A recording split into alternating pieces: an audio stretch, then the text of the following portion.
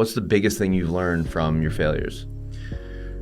I mean, I think it's to trust your ability to get up the next morning and find a solution that gets it right versus being right, which means you're being righteous and in ego.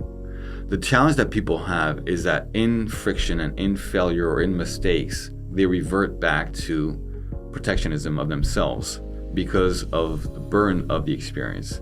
And so they're not leaning into, well, I got it, so what do you do when you're like that? Well, you go with the ego, and you go with righteousness, and you go with blame, right? Because that's by default the way to protect yourself to what you just experienced, which in one way or another, people emotionally are experiencing, because when you fail or you're being told you failed or the numbers show you failed, you're going to process that. Like, that's real to your mental state of experience.